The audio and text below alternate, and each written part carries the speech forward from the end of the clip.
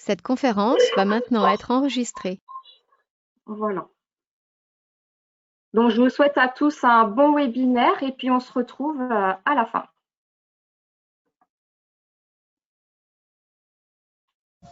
Alors bonjour à tous. Au nom de la FORAP, je vous souhaite la bienvenue sur ce webinaire pour lequel chacune de vos structures régionales d'appui vous a convié à participer. Donc vous allez être très nombreux. Je vois qu'il y a 90 personnes qui se connectent. Il y a un petit peu plus de 100 personnes qui sont attendues pour cette connexion aujourd'hui.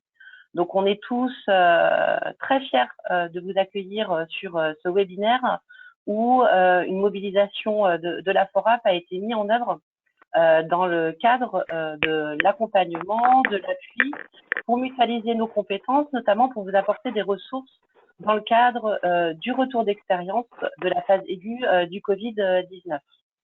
Donc pour nous, c'est extrêmement important de pouvoir organiser un webinaire national parce que depuis la mi-avril, on a 8 groupes de travail qui ont été coordonnés au niveau de la FORAP et de l'ensemble des structures régionales d'appui qui couvrent toute la France métropolitaine et les DOM-TOM.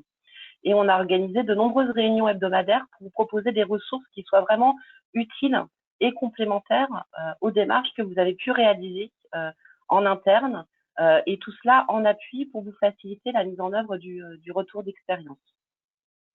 Donc concrètement, cette séance, elle va être organisée sur un petit peu plus de 70 minutes, rythmée avec des présentations de spots de chacune des ressources qui ont été réalisées par la FORAP et les structures régionales d'appui et qui vont être présentées systématiquement par un pilote ou un participant aux différents travaux.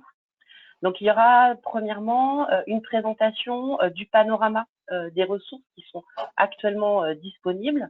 Et vous le verrez au cours du webinaire, il y en a d'autres à venir. Et la présentation de ce panorama des ressources sera présentée par Brigitte Lecomte, coordonnateur de Caliris en Centre-Val de Loire, et qui a piloté avec moi-même la plénière REX Covid-19 FORAP. Ensuite, presque le point de départ, notamment en termes de conduite de projet, vous sera présenté par Isabelle Noyon, de la structure régionale d'appui ORAX, qui aura pour objectif de vous présenter le mémo, organiser son retour d'expérience interne. Ensuite, la parole sera donnée à Stéphanie Gilbert de la structure régionale d'appui Caliral Santé en Pays de la Loire pour vous présenter une ressource outil chronogramme qui va vous permettre factuellement de pouvoir identifier les étapes clés et l'impact sur les organisations de la gestion de crise Covid. Ensuite, nous ferons un focus, notamment par Marie-France Angelini-Thibert, sur des ressources qui ont été développées pour se questionner à l'échelle de l'équipe sur la gestion de la situation de crise et notamment pour améliorer son fonctionnement en équipe. Un petit focus par Sophie Tardieu de la structure régionale d'appui en région PACA sur le patient traceur et les parcours traceurs, des ressources qui vous ont peut-être permis et qui vous permettront aussi d'alimenter le retour d'expérience. Et enfin, Brigitte Lecomte vous présentera une grille d'analyse qui a été réalisée pour évaluer le dispositif de gestion de crise Covid-19. Enfin, en fin de session, on conclura sur les autres travaux en cours. C'est vrai qu'aujourd'hui, on vous fait un point d'étape, mais on a d'autres travaux d'été au niveau de la FORAP qui vous seront présentés dans ces perspectives pour une mise à disposition fin août, début septembre. Donc, je vais simplement vous préciser que dans notre organisation, dans la présentation des ressources et des outils, on va faire un spot de présentation d'environ 5 minutes et un temps de questions-réponses d'environ 5 minutes. Donc, moi, je serai le modérateur, le maître du temps. Et pour faciliter la participation de chacun, et vous l'avez vu, on est très nombreux, donc on vous demandera de poser vos questions sur le chat qui est accessible pour toutes vos questions au fil de l'eau. Et à chaque fin de présentation d'outils et de ressources, j'identifierai les questions des participants pour lesquelles l'animateur qui aura présenté l'outil pourra compléter. Donc surtout, n'hésitez pas à afficher à droite de votre écran le chat et de pouvoir converser, poser vos questions au fil de l'eau. Donc, je vous souhaite un excellent webinaire FORAP sur les outils et ressources REX Covid-19 et je vais tout de suite passer la parole à Brigitte Lecomte qui va nous présenter le panorama des ressources qui ont été élaborées par la FORAP et les structures régionales d'appui. Merci Noémie, bonjour à tous et bienvenue dans ce webinaire FORAP. Donc, comme il vient de vous être précisé, dans le contexte de la crise sanitaire inédite à laquelle nous avons tous été confrontés et face à son caractère exceptionnel, nous avons décidé, nous toutes les SRA, dès mi-avril, de travailler ensemble afin de préparer et de vous aider dans la reprise d'activité et dans la démarche de retour d'expérience de cette crise Covid-19. L'affiche qui est actuellement sur vos écrans a été créée et proposée fin mai, à la fois pour décrire et illustrer le déroulé de la crise sur une échelle de temps. Sur ce schéma, nous avons représenté les étapes de la sortie de crise Covid-19 en précisant celles où des outils seraient proposés. Les outils seront décrits plus précisément au verso de l'affiche, j'y reviendrai dans quelques instants. Il y a eu donc au départ le temps de l'alerte avec le déclenchement des plans blancs, plans bleus et plans de continuité d'activité. Ensuite, le temps de gestion de la crise même avec la mise en place en général d'une cellule de crise appelée aussi copile de crise ou autre.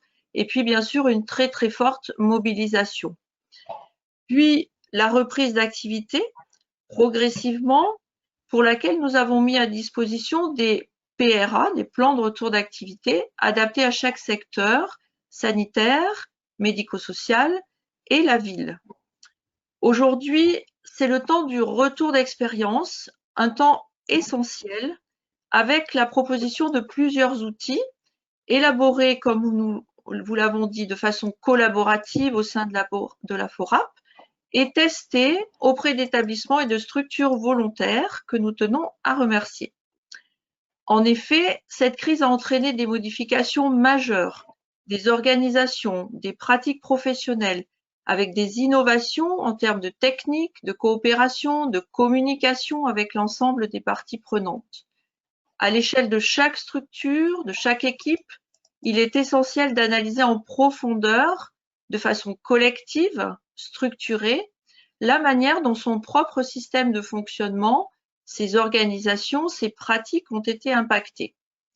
Pour cela, il est nécessaire de mobiliser la méthodologie dite du retour d'expérience, qu'on résume en REX ou RETEX. C'est une approche précise, rigoureuse, qui se mène pas à pas, sans précipitation, pour tirer des enseignements, identifier les pratiques à conserver ou à adapter, les points forts et aussi les difficultés ou les faiblesses à exploiter. Notre objectif était de construire et de mettre à disposition des structures, établissements, voire aussi des professionnels de soins primaires, différents outils opérationnels pour vous aider dans cette démarche. Je pense qu'il y a un micro non coupé quelque part. Si quelqu'un peut couper son micro. Au verso de la fiche, vous retrouvez la liste des différents outils, leurs objectifs et aussi des indications sur quel moment mobiliser quel outil. Aujourd'hui, nous sommes presque au terme de notre production et donc nous allons vous présenter les ressources disponibles. Le mémo au guide méthodologique organiser son retour d'expérience en interne et les différents outils. Un chronogramme qui permet de recenser les décisions prises, leur impact sur les organisations. Un kit complet pour le travail en équipe, s'interroger sur son fonctionnement, ses réussites, mais aussi ses marges de progression.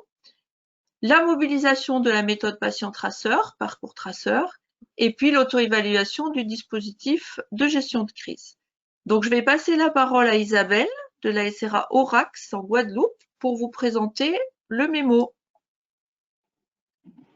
Merci beaucoup Brigitte. Bonjour à tous.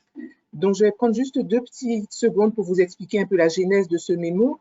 Au cours de la deuxième quinzaine du mois de mai, des sondages ont été conduits auprès de quelques professionnels dans quelques régions test par la FORAP pour connaître leur point de vue et leurs attentes vis-à-vis d'une démarche de retour d'expérience. Et les résultats ont montré, d'une part, un intérêt très marqué pour le rétex et une envie d'en faire rapidement bénéficier les organisations, et d'autre part, l'appréhension de deux écueils principaux identifiés par les professionnels, qui sont le manque de temps et le manque de maîtrise méthodologique par rapport à ce rétex. Et donc, c'est assez logiquement qu'un des premiers outils élaborés et mis à disposition par la FORAP a été donc ce mémo méthodologique à l'attention à la fois des établissements sanitaires et médico-sociaux pour organiser son retour d'expérience interne. Donc, les objectifs de ce mémo sont de trois ordres. Premier point, afficher la finalité vertueuse du retour d'expérience. Les bienfaits du retour d'expérience, c'est une notion qui est vieille comme l'humanité, mais là, l'idée, c'est de replacer ces bienfaits dans le contexte d'une organisation complexe, comme peuvent être nos structures, pour en augmenter la résilience. Deuxième objectif du mémo, c'est d'expliciter les attendus de la démarche rétex, et en particulier mettre en lumière ce qu'est et ce que n'est pas le rétex, donc afficher les écueils éventuels. Et puis, bien sûr, l'objectif essentiel qui est de fournir aux professionnels les éléments méthodologiques les plus opérationnels possibles qui leur permettent de préparer, de mettre en œuvre et de suivre cette démarche rétex. Donc, le mémo se présente sous forme d'un livret de 8 pages qui décline les repères clés d'une démarche rétex, avec des points d'accroche, des post-it qu'on a voulu insérer tout au long du livret, spécial Covid, en mettant en lumière les points de vigilance, les points d'attention pour un rétex dans le contexte du Covid. Donc, on a une première étape qui est le quoi, où on définit ce qu'est le rétex, on donne les différentes définitions. Le pourquoi, c'est-à-dire quels sont les objectifs qu'on cherche à atteindre en impulsant une démarche rétex et quelle est la finalité, augmenter la résilience. Un autre point qui est le avec qui, c'est-à-dire les acteurs clés du rétex, les promoteurs, ceux qui vont asseoir la démarche, la soutenir, et puis les contributeurs, ceux qui vont apporter leur point de vue, leurs éléments d'expérience, et donc alimenter les données qui vont permettre de conduire ce rétex. Un autre point important qui est quand, quel est le moment optimal pour conduire ce rétex, donc les différents éléments à prendre en compte pour définir ce moment. Et puis bien sûr, le comment, c'est-à-dire la proposition méthodologique, les points de repère pour les étapes de préparation, de mise en œuvre et de suivi du rétex. Et donc, dans le mémo, ce point du comment réaliser le rétex, permet de mettre en perspective les différents outils, les différentes ressources que la FORAP a créées, a élaborées, et donc qui vous sont présentés, le chronogramme, la grille d'évaluation, le travail en équipe, etc. Et puis, comment utiliser ce rétex? Comment est-ce qu'en pratique, il va être un vrai outil? Le mémo rétex va vous être utile pour préparer et organiser votre démarche en interne, en mettant bien le point sur les repères clés. Et il peut également vous servir de support de communication, puisque c'est extrêmement important pour développer une démarche rétex dans l'organisation, l'aspect communication de l'ensemble des professionnels. Et donc, pour ce faire, nous avons également mis à disposition une version en facilitation graphique, qui est une synthèse de ce mémo méthodologique sous forme de facilitation graphique qui peut être utilisée pour des diaporamas, pour des affiches, pour communiquer autour de la démarche. Donc, aussi bien le mémo méthodologique en 8 pages que la version facilitation graphique sont disponibles sur le site de la FORAP. Voilà rapidement brossé la présentation du mémo méthodologique retour d'expérience. Merci Isabelle. Donc, je vous invite tous ceux qui le souhaitent à pouvoir poser vos questions sur le chat. Et en attendant que vous posiez vos petites questions, j'en ai peut-être une pour toi Isabelle. C'est vrai que ce mémo FORAP donne un certain nombre de préconisations dans la conduite de projet du retour d'expérience. Peut-être une question qui vient régulièrement par nos interlocuteurs des établissements, c'est la question du temps. Quelle est la temporalité la plus adaptée pour mener ce retour d'expérience? Alors, c'est vrai qu'on a au niveau du mémo proposé deux temps. Un premier temps très important qui est de sécuriser en quelque sorte les données pour qu'on n'oublie pas les points importants. Donc, ce que l'on recommande, c'est que dans les 3 mois qui suivent la sortie de crise, entre guillemets, on puisse avoir recueilli ces données principales, sécuriser les sources de données, interroger les professionnels sur leur perception, sur leur vécu de la crise. La particularité du Covid étant comment dater la sortie de crise. Sommes-nous vraiment sortis de la crise? Enfin, on va dire, on va considérer un peu la période du retour à une activité à peu près normale, c'est-à-dire la mi-mai.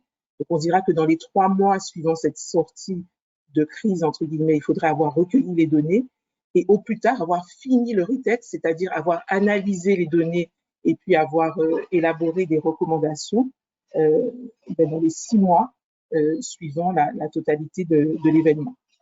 Donc, idéalement, il faudrait qu'au cours du dernier trimestre 2020, on puisse avoir finalisé son retest. Mais tout ça est un petit peu mis en point d'interrogation avec la question de la deuxième vague. Donc, on a envie quand même de tirer les leçons le plus rapidement possible de cette crise qui vient de passer et qui a ébranlé effectivement tout le monde, comme le rappelait Brigitte, de tirer les leçons aussi bien positives que sur les vulnérabilités le plus tôt possible. Merci Isabelle. Alors, je vois qu'il n'y a pas de questions qui arrivent spécifiquement. Surtout, n'hésitez pas à poser vos questions sur le chat que je relayerai auprès de l'intervenant.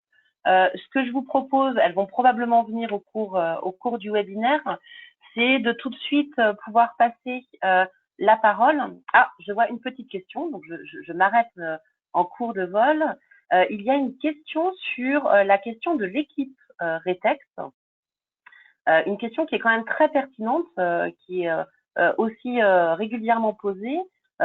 L'équipe Retex, est-ce qu'on peut s'appuyer sur les membres de la cellule de crise? Est-ce pertinent ou est-il nécessaire d'aller chercher des compétences qui n'ont pas contribué à la gestion de crise, c'est-à-dire en cellule de crise? En fait, ce qui est très important dans ce Retex, c'est de chercher à tirer les leçons, disons à 180 degrés, y compris sur le fonctionnement de la cellule de crise. Donc, la difficulté en ne s'appuyant que sur la cellule de crise, c'est-à-dire qu'en faisant que les membres de la cellule de crise seront l'équipe Retex, c'est qu'en fait, on demande à des personnes d'être à la fois juge et partie. Et je pense qu'il faut avoir effectivement un éclairage un peu différent. Donc, forcément, les membres de la cellule de crise seront contributeurs du Retex. Pour certains, feront partie de l'équipe Retex, mais ça ne peut pas être totalement superposé. Il faut quand même avoir des points de vue et une analyse un peu différente, changer un petit peu l'angle d'approche. Donc, bien sûr, s'appuyer sur les membres de la cellule de crise, c'est évident, mais qu'ils soient contributeurs et pas seulement promoteurs du Retex. C'est toute la difficulté, en fait, à la fois de désigner le bon pilote pour conduire cette démarche Retex, parce que c'est lui qui va être garant de la démarche et il faut qu'il ait une légitimité. Donc, il faut bien l'identifier. Il y a peut-être des personnes qui auront été, une personne qui aura été essentielle dans la cellule de crise. Il n'est pas forcément évident que ce soit cette personne qui soit pilote du Retex.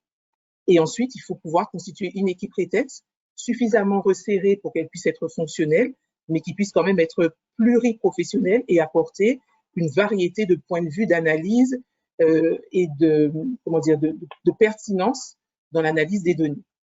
Donc, c'est vraiment chaque établissement qui devra, en fonction de sa taille, en fonction du périmètre qu'il aura choisi pour le Retex, définir la composition optimale en étant le plus objectif possible.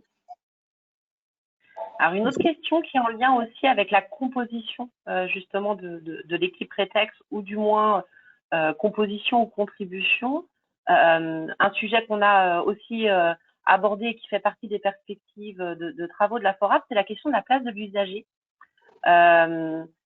Comme contributeur, quelle est la place de la commission des usagers dans le cadre du retour d'expérience? Alors, la commission droit des usagers, elle doit absolument être informée et partie prenante de la communication autour de la démarche Retex. Et les usagers doivent absolument être contributeurs du Retex, c'est-à-dire qu'il est essentiel, et je pense que c'est valable pour toutes les organisations, toutes les structures qui ont été impactées par le Retex. Il y a forcément eu un impact sur les usagers, un impact sur les patients et les familles, les résidents et les familles, et donc il est essentiel d'analyser cet aspect des choses dans le Retex. Donc, les usagers doivent absolument être contributeurs, ça c'est sûr. La commission des usagers ou le conseil de vie sociale pour les établissements médico-sociaux doivent aussi être informés, entrer dans la boucle de communication et associés à l'analyse des données et surtout aux recommandations qui vont en sortir, le recueil des données. Donc, merci Isabelle.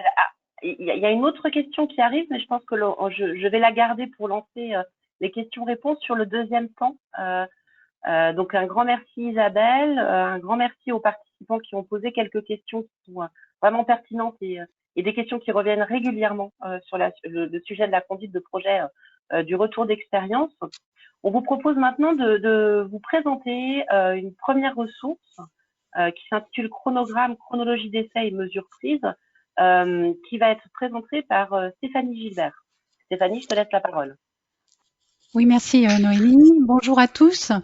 Effectivement, pour faire suite à ce que disait Isabelle et permettre de sécuriser les données qui ont été recueillies, enfin tout au long de cette crise, il nous a semblé important de mettre en place un outil qui permette de recenser les différentes étapes qui se sont déroulées au cours de la crise. Donc l'objectif de ce chronogramme, c'est de centraliser les informations de façon chronologique, de manière à ne pas perdre d'informations et ne pas négliger aucune étape du déroulé de la crise.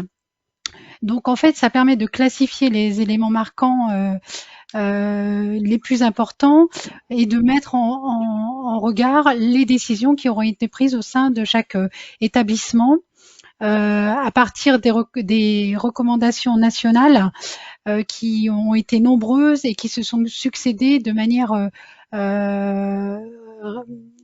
successive et nombreuse au cours de cette crise.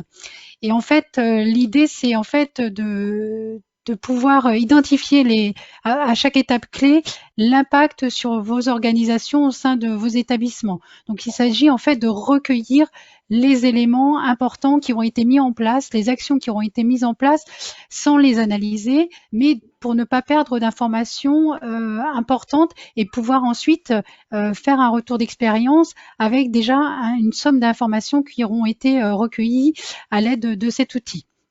Donc, pour vous donner une idée, les outils, en fait, ils auront été déclinés. On a fait un modèle pour 5 secteurs, en fait, le médico-social, la santé mentale, le sanitaire, le handicap et les soins primaires.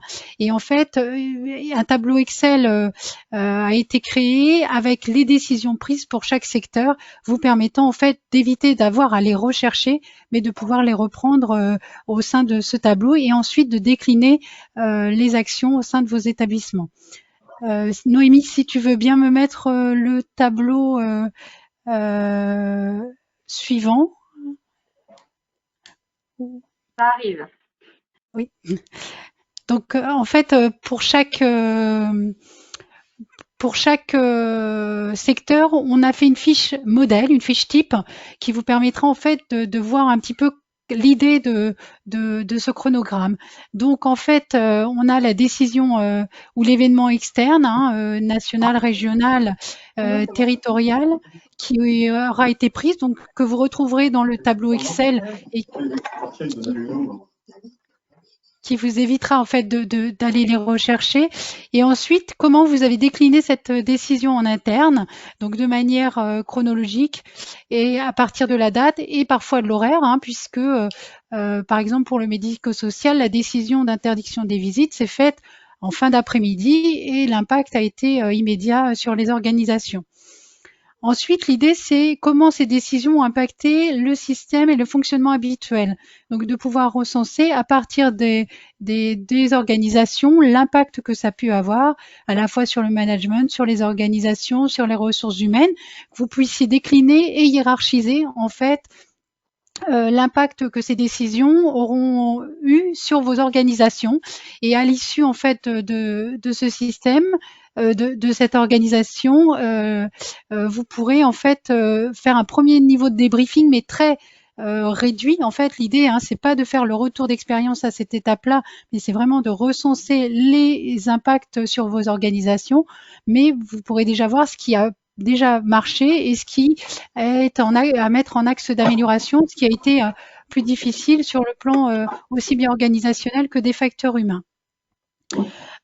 À partir de là, en fait, une fois que vous aurez recensé, vous pourrez en fait classifier vos événements et donc il y aura une saisie sur IFORAP qui vous permettra en fait d'avoir une mesure d'impact, une courbe qui vous permettra ensuite de faire votre retour d'expérience de manière un petit peu hiérarchisée avec les axes que vous aurez à travailler peut-être en priorité et les axes pour lesquels il y a eu moins de difficultés.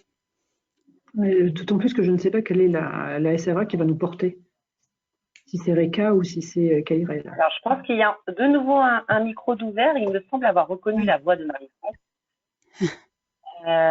Oui, je vous prie de m'excuser, c'est une fausse manipulation. Je n'ai pas fait exprès. Merci Marie-France. Donc, pour terminer par rapport à cette ressource du chronogramme, le tableau Excel sera disponible en fin de semaine. Actuellement sont déjà disponibles sur le site de la FORAP la fiche mémo et l'illustration par secteur d'activité qui vous permet en fait de voir comment on construit, on peut remplir cet outil-là et comment il peut être utilisé ensuite pour votre retour d'expérience.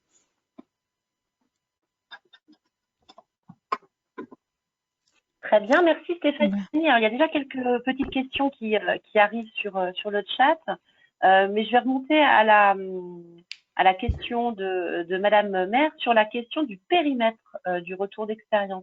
Je trouve que le chronogramme permet particulièrement d'illustrer cela. Est-il pertinent de pouvoir réaliser un retour d'expérience à l'échelle d'équipe ou de services en particulier, ou faut-il nécessairement faire le retour d'expérience à l'échelle de l'établissement?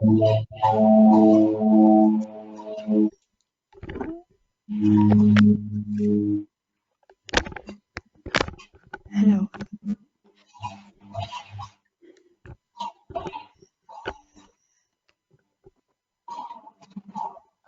La question, ça doit Stéphanie doit avoir des petits soucis de micro, mais oui, je vais essayer d'y répondre.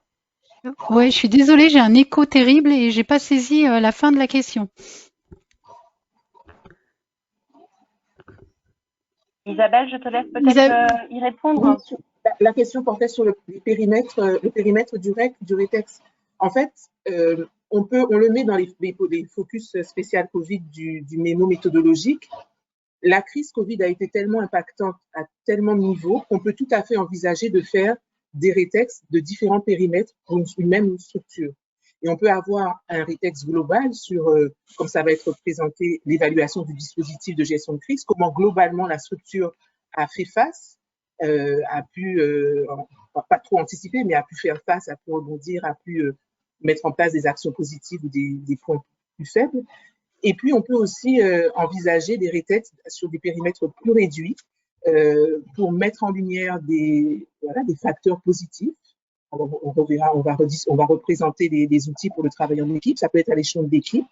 J'ai vu, je crois, une question sur des mini-retours d'expérience par service associant les usagers. Ça, je trouve que c'est vraiment intéressant parce que du coup, on a une mise en lumière encore plus importante de tout ce qui peut toucher l'organisation ou le facteur humain. On ne peut peut-être pas toucher de manière aussi fine dans un retour RETEX plus global. Donc vraiment, avec la crise Covid, malheureusement, elle a été tellement ébranlante, même si on n'était pas en première ligne, qu'on peut envisager effectivement différents RETEX de différents périmètres. Ce qui est très important par contre, c'est que si on fait plusieurs RETEX dans une structure, il faut absolument qu'il y ait des liens et des passerelles entre chacun de ces RETEX pour qu'on puisse confronter finalement et mettre en synergie les différentes recommandations, les différents enseignements qu'on tire dans chacun de ces RETEX pour qu'ensuite ça augmente globalement la résilience de l'organisation. Donc ce qui est important, c'est qu'on en fait plusieurs, ce qui peut être bien très, très intéressant, c'est de maintenir ces passerelles et ces lieux de communication, donc il y a en gros un super pilote, une super tour de contrôle qui à un moment puisse remettre le tout en synergie. Merci Isabelle. Une autre question auquel je vais répondre, parce que Stéphanie a quelques petits soucis de micro. Sylvia qui pose la question de la mesure de l'impact. Quels critères? Alors, cette question, elle est très intéressante et c'est une approche qui nous tient particulièrement à cœur en tant que structure régionale d'appui à la qualité et la sécurité des soins. L'impact qui va être systémique, c'est-à-dire qu'on va se poser la question sur chaque modalité de notre organisation et de nos pratiques, comment la crise a impacté. Donc, quand Stéphanie évoquait la question du matériel, du management, des ressources humaines, de nos coopérations, notre communication, etc., etc. Donc, on va s'attacher de façon vraiment très factuelle à se dire que les décisions qu'on a prises en interne ont forcément entraîné des modifications d'organisation et de pratique, et du coup poser factuellement lesquelles. Et sur ce chronogramme, il est proposé aussi une mesure d'impact graduée à 1, 2, 3. Donc là, c'est globalement comment vous percevez en interne l'impact que ça a eu sur vos organisations et pratiques. 1 étant un impact faible et 3, un impact fort.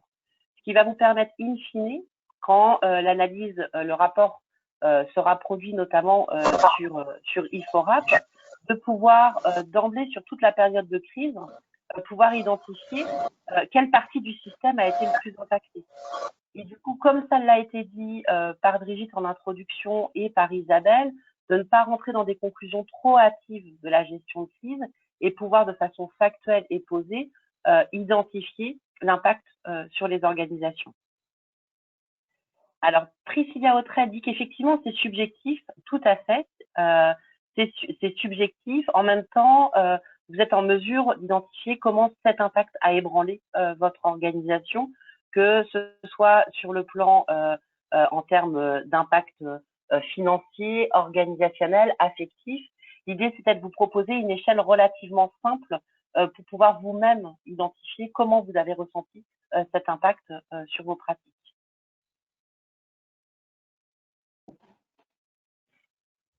Alors, je vois que le temps passe. On a quelques questions qu'on gardera aussi pour la présentation de l'outil suivant qui va être réalisé par Marie-France. On parle de résilience, Marie-France.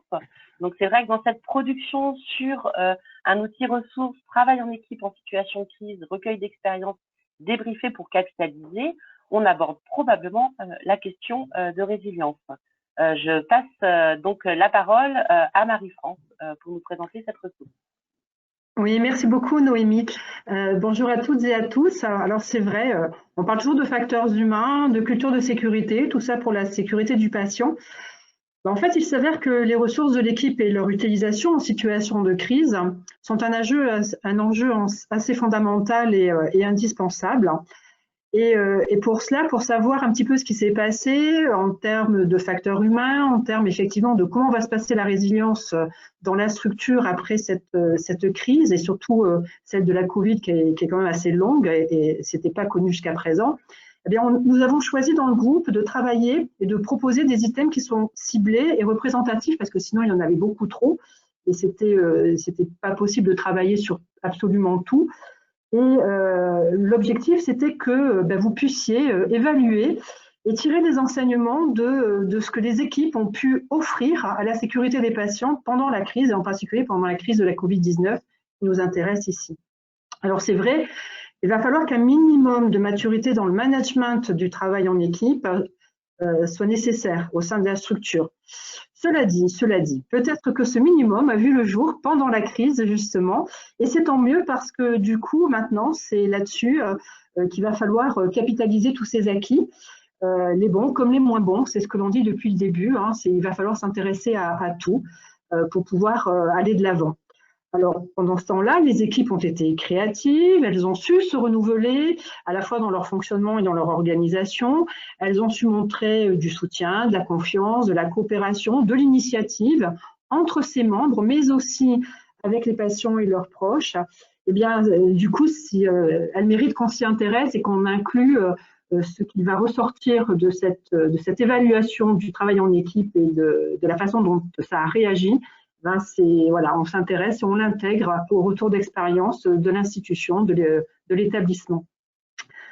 La base qu'on vous propose, c'est un questionnaire, qui va permettre de recueillir le vécu des professionnels de l'équipe. Et puis, nous vous proposons ensuite de faire de deux façons. Non, s'il te plaît, Marianne, on peut rester sur la diapo précédente. Oui, elle est en train de revenir. Merci Marianne. Et donc, en fait, on va vous proposer deux façons d'utiliser ce questionnaire. C'est d'une part, première option, de pouvoir passer ce questionnaire tout de suite pendant la séance de débriefing. Et ça, cette option-là, vous ne pouvez la faire que si votre équipe est petite. Si à partir d'un certain nombre, à partir de 8-10 personnes dans l'équipe qui vont fonctionner dans la séance de débriefing, ça ne va pas être possible. Donc du coup, la deuxième option, c'est d'utiliser ce questionnaire avant la séance de débriefing, que l'équipe puisse avoir ce questionnaire, puisse y répondre de façon complètement anonyme. Et les résultats vont en ressortir et vont être analysés pour pouvoir être passés par l'animateur de la séance de débriefing pendant la séance. Et donc là, sur cette option, on vous proposera de vous connecter sur les e-FORAP de vos structures régionales. Alors, je sais que nous n'en avons pas à La Réunion, ni sur Mayotte, mais il y a une des structures régionales d'appui qui se portera support pour pouvoir travailler dessus. Et du coup, les résultats vont être faits au fur et à mesure de la saisie et nous pourrons avoir ces résultats de l'ensemble des retours des questionnaires anonymes pour pouvoir mieux travailler pendant la séance de débriefing. Voilà. Ensuite, vous vous demandez certainement comment est-ce qu'il faut faire l'animation de cette séance de débriefing. Eh bien, pour cela, nous vous avons construit un guide sur lequel vous allez pouvoir vous appuyer, qui vont vous expliquer les deux options que l'on vous propose et la façon dont on vous conseille de mener ces séances de débriefing, qui sont plutôt sous la forme de ce que l'on appelle la facilitation de groupe. Alors, c'est vrai que quand on est formé à la facilitation de groupe, ça paraît évident. Pour ceux qui ne le seraient pas et qui auraient quand même besoin d'être guidés pour pouvoir animer correctement leur séance de débriefing, eh bien, nous vous donnons quelques clés pour pouvoir justement mieux débriefer votre séance. Voilà. Donc du coup, il faut faire attention parce que ce questionnaire, qui ne comporte pas énormément de questions par rapport à tout ce qu'on aurait pu poser comme questions pour évaluer le travail en équipe, eh bien, vous allez pouvoir le faire pour mobiliser une équipe médico-soignante. Ça, c'est le grand classique. Ça peut aussi s'utiliser sur les équipes médico-techniques, voire techniques, voire pourquoi pas administratives. Par contre, nous vous déconseillons fortement d'utiliser ce questionnaire brut, en tout cas de la façon brute, pour pouvoir travailler sur l'équipe en interface, en fait, entre différentes équipes pour pouvoir savoir ce qui s'est passé. Ça, on ne l'a pas construit de cette façon-là parce qu'on voulait vraiment s'intéresser à ce qui s'était construit au sein d'une équipe et comment elle avait réagi, comment elle avait su avancer, comment elle avait su se ressourcer. Voilà, donc, Marianne, tu peux passer effectivement au questionnaire, merci.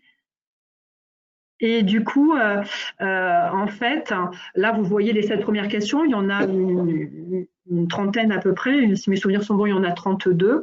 Et, donc, vous voyez, c'est un questionnaire qui sera facilement rempli, saisi ou passé en séance de débriefing par les professionnels. Ça se remplit en 5 minutes.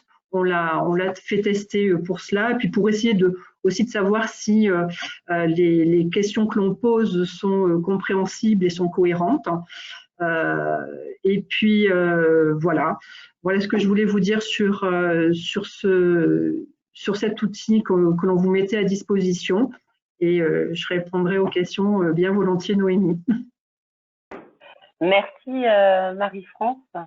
Alors, il y a déjà quelques petites questions. C'est une question qui permet aussi d'aborder la question de la complémentarité des outils et ressources. Comme l'a précisé Isabelle, la question du retour d'expérience, ça date pas de la gestion de crise. Donc, il y a déjà des outils et des ressources qui existent par ailleurs pour pouvoir partager ces expériences autour de réussite et de marge de progrès. On a une question sur les rencontres sécurité. Donc, un participant qui nous partage une conduite de projet qui va être menée au sein de sa structure en disant qu'ils envisageaient les rencontres sécurité dans les unités de soins et les services support dans les suites du retour de l'enquête retour d'expérience qui sont diffusées à l'ensemble des professionnels sur juillet août. Alors, redondance ou complémentarité avec la ressource qu'on propose à la FORAP, Marie-France? Moi, je pense que c'est complémentaire.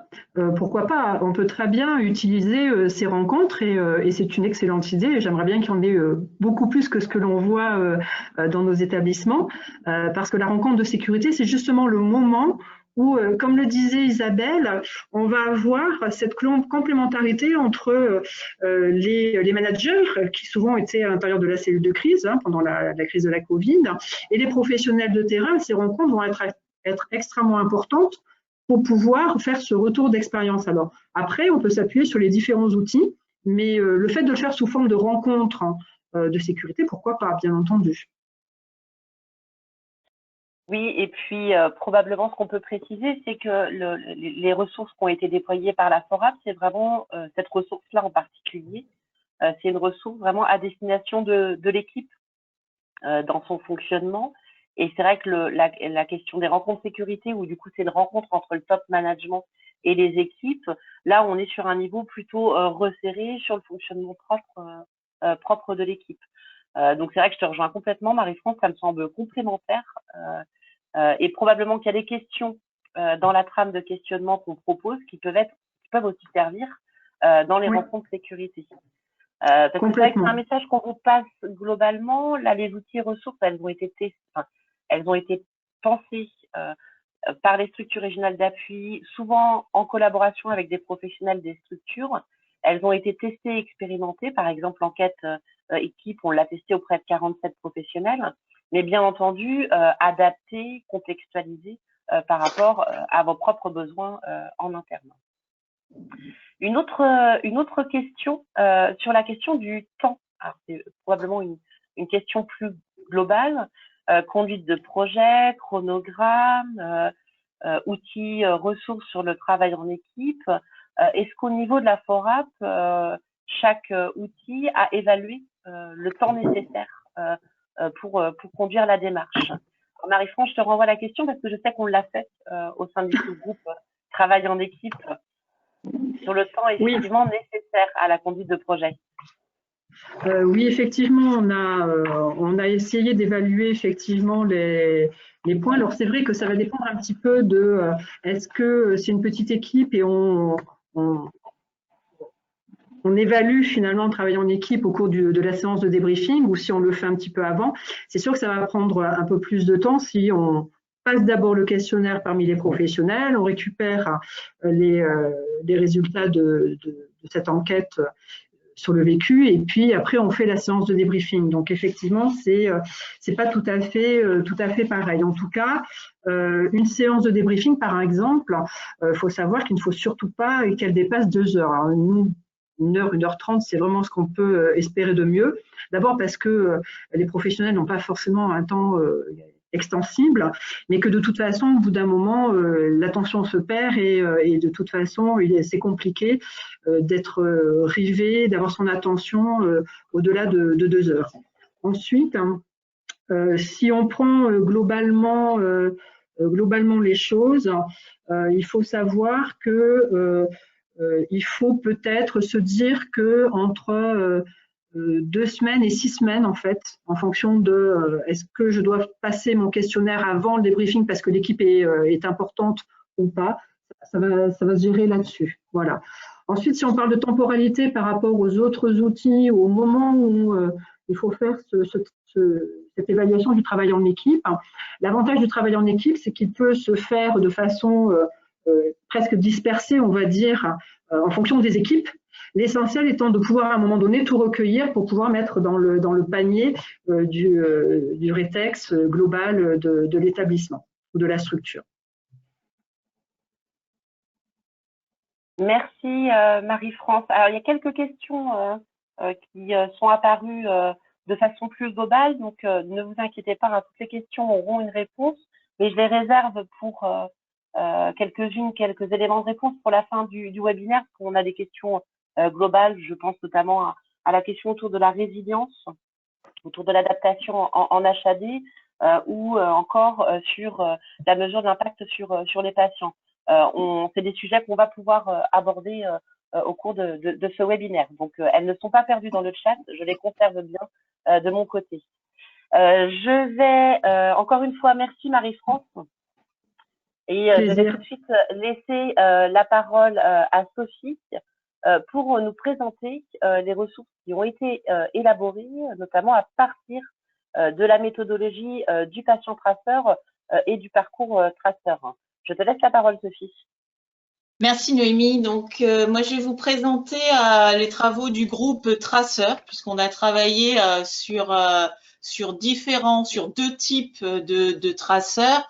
Alors notre objectif au sein de ce groupe Traceur était de mettre à disposition différents outils permettant d'évaluer et d'analyser les pratiques et les organisations professionnelles en croisant les expériences à la fois des patients et des équipes. Il est clair que ce terme expérience patient, expérience équipe, on en a tous entendu parler. On a tous plus ou moins dans nos établissements mobilisé cette méthodologie HAS du patient traceur et peut-être du parcours traceur.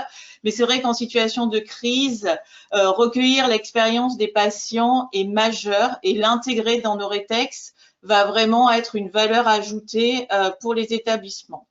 Donc, les outils que nous avons mis à disposition dans le cadre de ce groupe, ce sont 4 outils, 2 mémos, un mémo patient traceur en période de crise et un mémo parcours traceur en période de crise.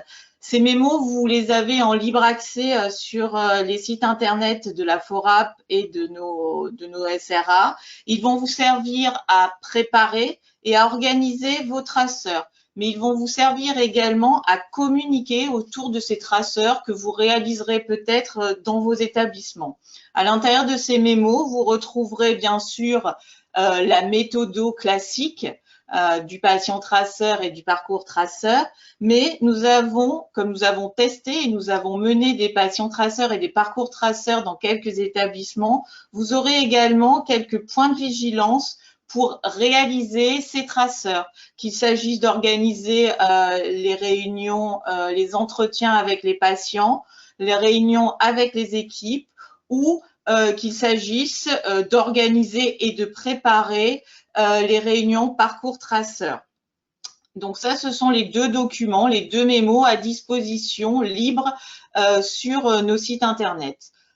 En plus de ces mémos, nous vous avons mis à disposition 2 grilles, une grille patient traceur en période Covid et une grille parcours traceur en période de crise Covid. Ces grilles, vous allez les reconnaître, ce sont des grilles issues de la HAS que nous utilisons dans les patients traceurs classiques, mais nous avons intégré, et vous le verrez sur la figure en rouge, ce que nous avons appelé des critères d'intérêt spécifiques à la prise en charge en période Covid. Quelles sont les questions à poser à ces patients que nous avons en face de nous, concernant notamment, je vous cite quelques exemples, l'anamnèse de la prise en charge en amont, avant l'arrivée à l'hôpital, quid de l'expérience sur le dépistage et le diagnostic, quid des nouvelles pratiques organisationnelles, que s'est-il passé en termes de logistique, quel était le savoir patient sur le Covid, quels étaient les processus collaboratifs développés au cours de cette période de crise. Et puis, toujours dans ces grilles, patient traceur et parcours traceur, nous avons fait un focus sur certains items ou blocs qui nous semblaient d'intérêt majeur dans ces parcours, à savoir l'information du patient et de son entourage, mais également tout ce qui a trait aux droits du patient, à la dignité du patient. Et là aussi, vous retrouverez ces focus en rouge dans les grilles que nous mettons à disposition. L'idée, in fine, c'était vraiment de disposer du point de vue du patient et de l'équipe en cette période de crise. C'était également au décours de ces entretiens de repérer des événements marquants survenus au cours de la période de crise. Et l'idée finale, c'était d'intégrer ce point de vue, cette expérience patient et équipe dans nos rétextes pour avoir un abord un peu plus qualitatif de que s'est-il passé pendant cette crise et comment pouvons-nous agir pour améliorer les choses pour le futur. Donc, ces outils sont disponibles, mémo, patient traceur, parcours traceur et grille d'évaluation, grille d'entretien, patient traceur et parcours traceur. Voilà. Merci Sophie. Alors, en attendant que les questions arrivent sur le chat, une petite question peut-être qui interroge aussi les participants. Patients traceurs en période de crise Covid, ça ne concerne que les patients touchés par le Covid, ou on peut aussi le réaliser sur l'ensemble en fait de nos patients qui sont accueillis en cette période si particulière. Alors clairement, hein, d'ailleurs, la grille s'intitule prise en charge en période de crise sanitaire. On peut bien entendu faire du patient traceur sur des patients touchés par le Covid, mais l'idée c'est également d'interroger et d'aller vers des patients qui ont été pris en charge pendant la période Covid, mais sans forcément avoir été diagnostiqués Covid positif. Et là, bien entendu, on pense à tous les patients qu'on a appelés de manière un peu vulgarisée les patients perte de chance, les patients qui avaient des prises en charge perturbées pendant cette crise sanitaire. On peut également faire du patient traceur sur des parcours cancéraux. Sur des parcours pathologies chroniques. Il y a également des patients qui ont été pris en charge en HAD, Covid positif ou Covid négatif. C'est des choses qui peuvent être réalisées au travers des grilles que nous mettons à disposition.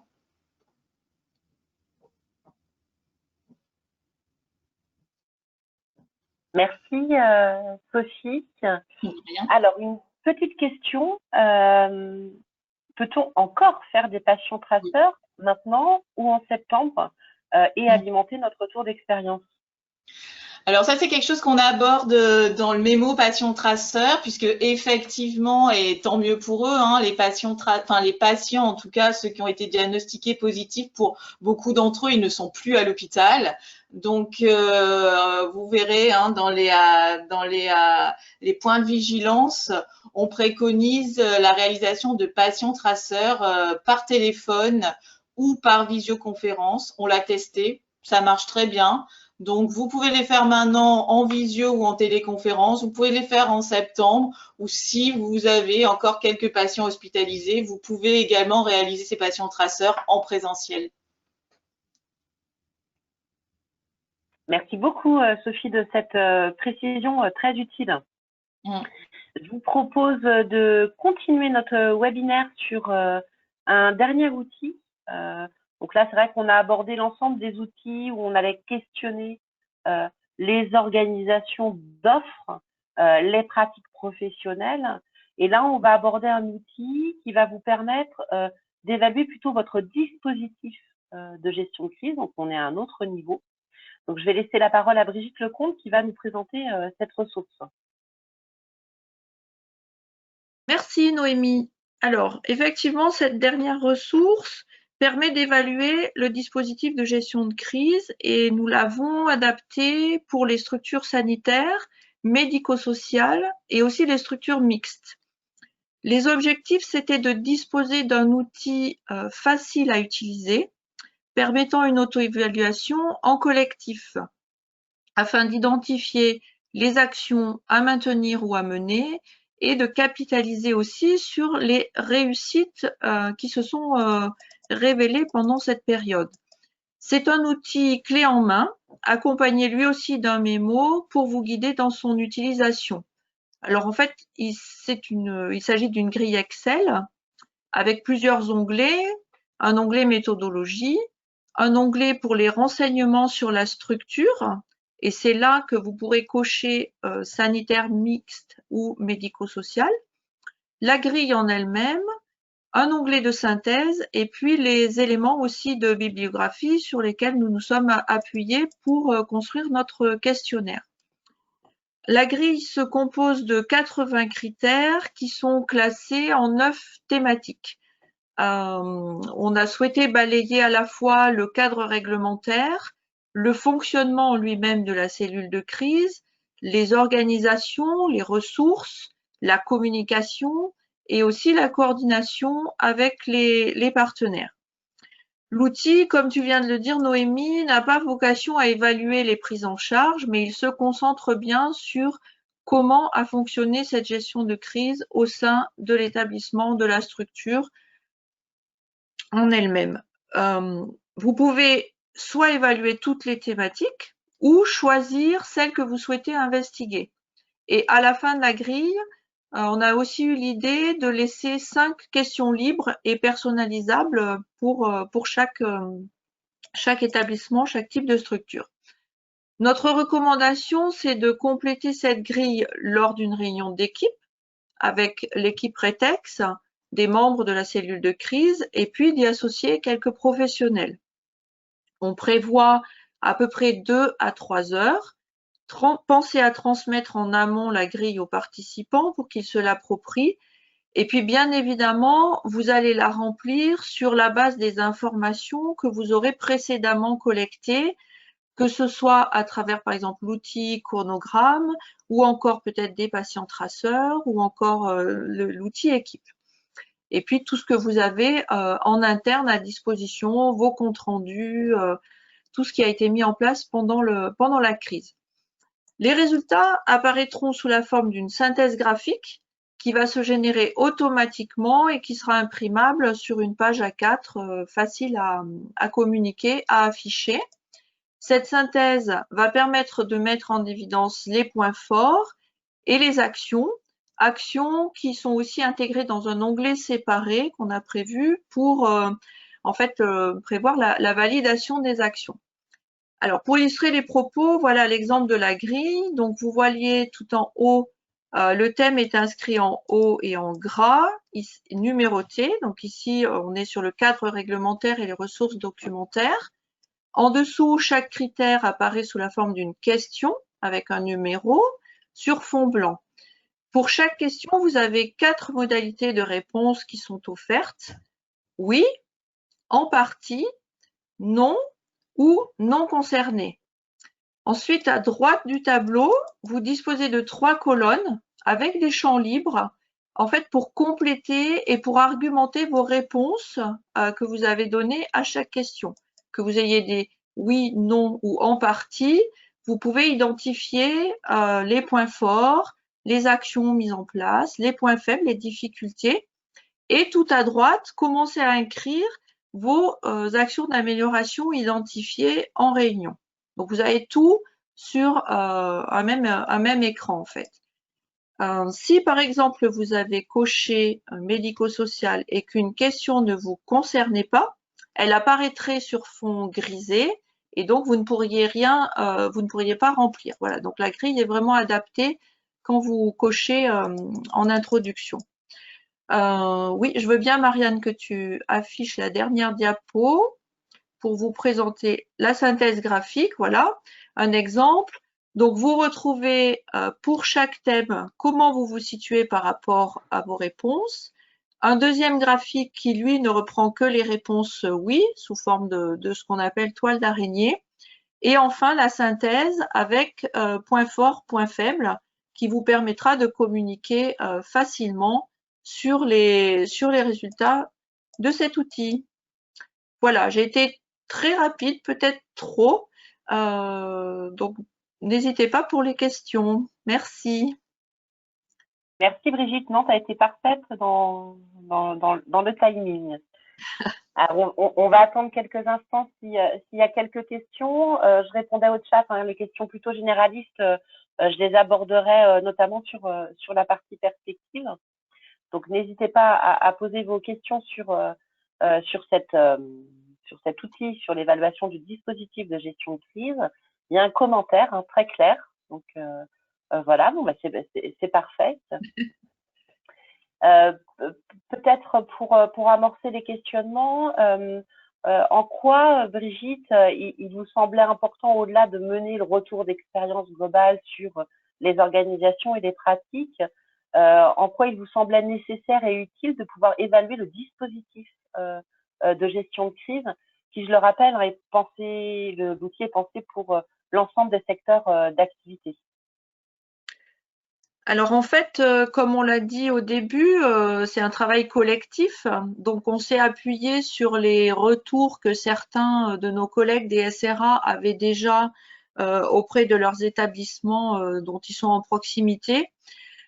Et notamment, je pense au secteur médico-social, où plusieurs établissements se sont aperçus que les plans bleus qu'ils avaient rédigés n'étaient pas du tout adaptés à la gestion d'une crise de cette ampleur. Alors vous allez tous me dire que voilà, personne n'avait prévu et imaginé peut-être une crise de cette ampleur, mais c'est pour ça que ça a fait l'objet de beaucoup de discussions entre nous sur l'ajustement des différentes thématiques et des critères. On ne voulait pas non plus proposer une liste de 300 questions, mais je crois que ce qui nous a vraiment guidés, c'était face à cette crise inédite et puis longue dans la durée, quoi. On n'était pas sur la gestion, par exemple, d'un incendie ou d'un accident sur 2 ou 3 ou 4 jours.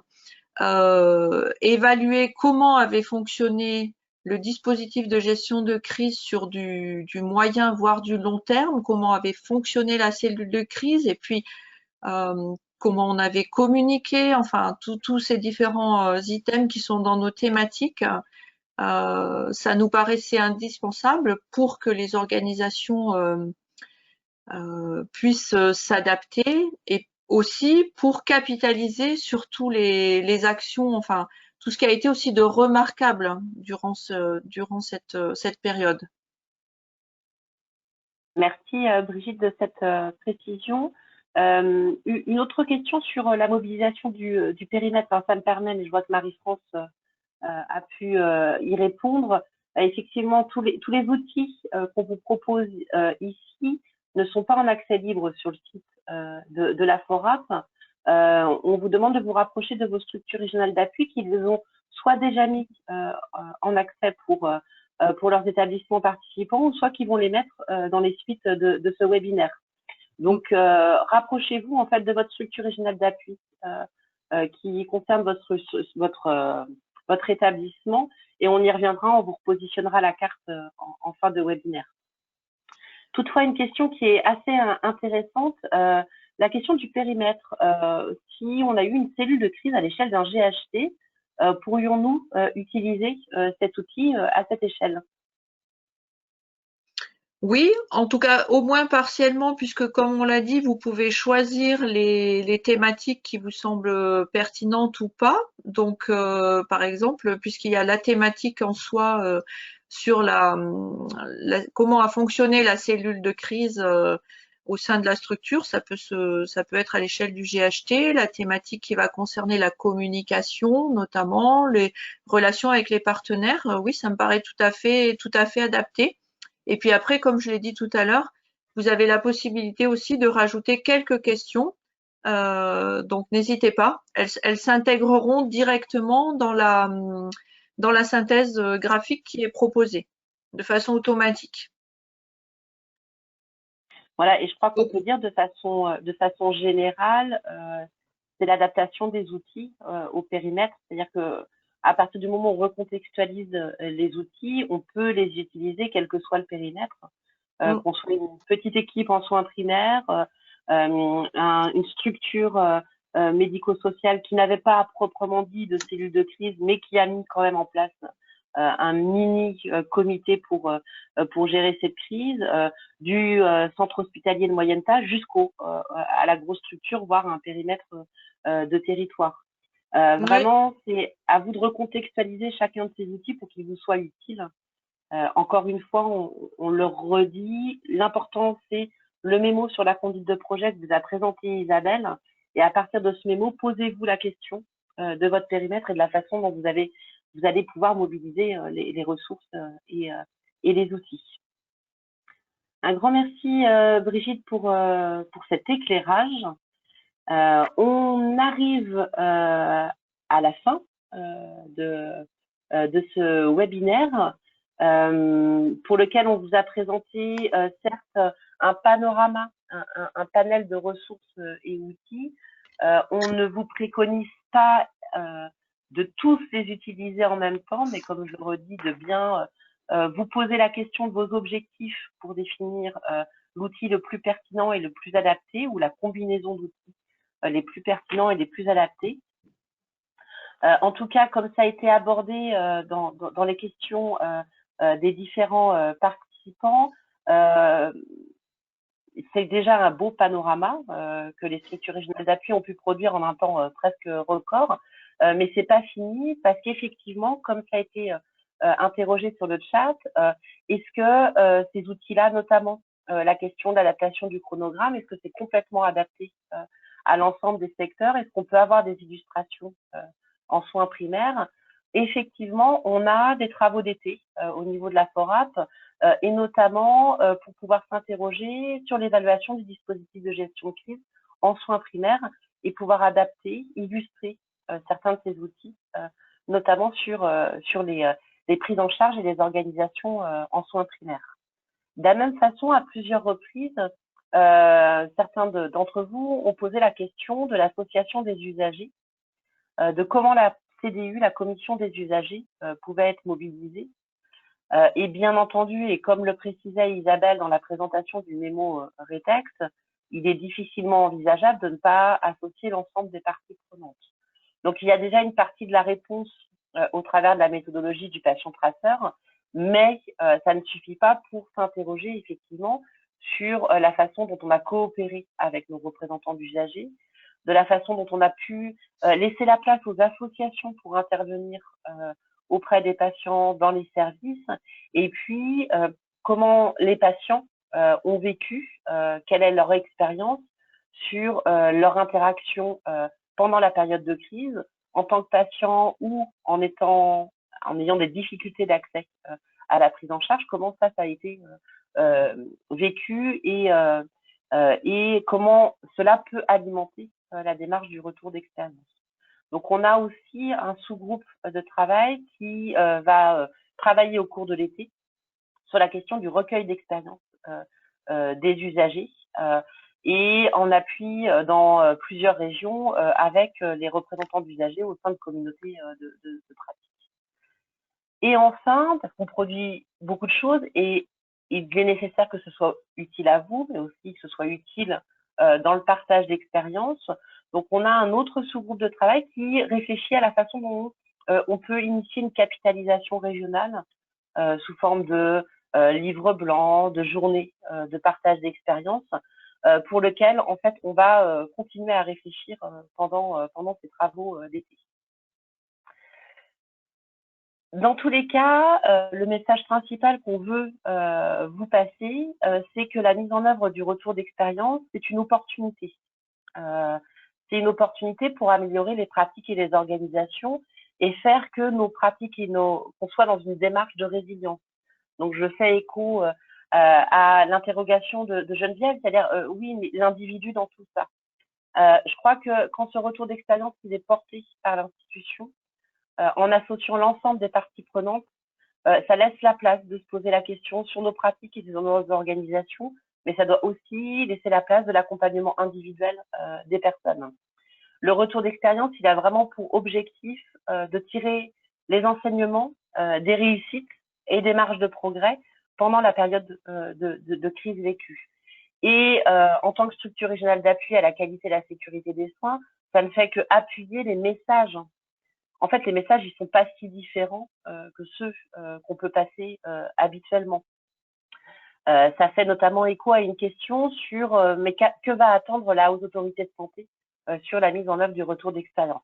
Alors, je ne représente pas la Haute Autorité de Santé, mais en tout cas, ce qu'on peut supposer, c'est que la Haute Autorité de Santé, bien entendu, attend comme elle l'a attendu depuis plusieurs années, notamment dans les précédents référentiels, que les établissements soient dans une démarche de retour d'expérience. Que ce soit un retour d'expérience au niveau d'un événement indésirable, d'événements remarquables, de situations exceptionnelles telles qu'on l'a vécu, ça reste une démarche de retour d'expérience. Donc, on peut supposer, alors j'y mets des guillemets, mais on peut largement supposer qu'il sera bien entendu attendu dans une dynamique qualité-sécurité des soins que les structures aient initié cette démarche. Et la Haute Autorité de Santé a aussi communiqué sur la révision de son référentiel de certification des 2020 qui intégrera bien entendu ces éléments attendus. Dans tous les cas, ce qu'on souhaite vraiment vous partager, c'est que les structures régionales d'appui elles sont là vraiment pour vous aider à impulser ces démarches, vous donner des points de repère pour pouvoir organiser, adapter votre retour d'expérience. Elles sont à vos côtés et vraiment l'ensemble des structures régionales d'appui se sont mobilisées dans le cadre de ces travaux REX Covid. Et il nous semble important que vous puissiez chacun individuellement pouvoir vous rapprocher de ces structures. Vous pouvez trouver les coordonnées si toutefois vous ne les avez pas sur le site de la FORAP ou en cliquant sur la carte que vous voyez à l'écran, vous pouvez accéder en fait à l'ensemble des coordonnées et des interlocuteurs des structures régionales d'appui. Alors, j'ai pas eu le temps de regarder les questions sur le chat pendant que je parlais, mais probablement que mes collègues co-animateurs ont peut-être repéré des questions sur lesquelles il était nécessaire de revenir avant de conclure ce webinaire, pour lequel je tiens à souligner, on est quand même parfait dans le temps. Il nous reste 3 minutes avant la fin des 70 minutes.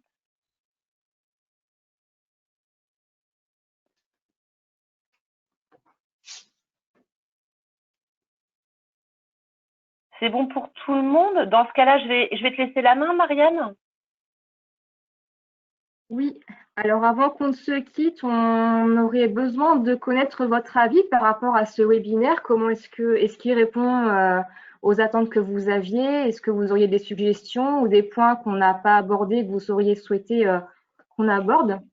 Donc pour ce faire, je vais vous transmettre un lien via le chat. Donc j'arrête momentanément Diaporama et je vais vous envoyer un lien vers un court questionnaire de satisfaction que je vous mets tout de suite dans le chat.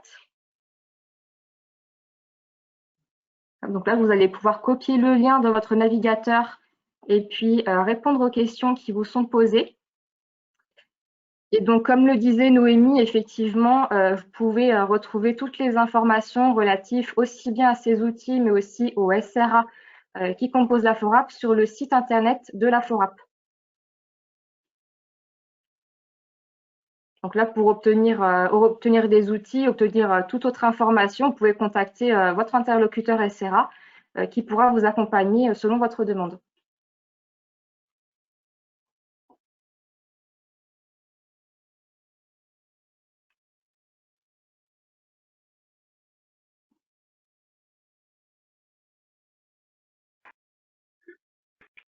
Alors, on espère qu'on a pu répondre aux questions que vous posiez, que c'est plus clair pour vous et que ça puisse vous aider à mener un rétex au sein de vos structures. En tout cas, si vous avez des suggestions, même au niveau des outils, on est à votre écoute. On prend toutes les suggestions que vous pourriez avoir. L'objectif, c'est vraiment de faire évoluer ces outils, bien entendu. Et donc, ce webinaire, vous pourrez le retrouver en replay. On vous transmettra le lien dans les jours qui viennent. Donc, vous pouvez le revisionner et puis on vous fera un petit récapitulatif des principales questions posées et des réponses qui peuvent être apportées.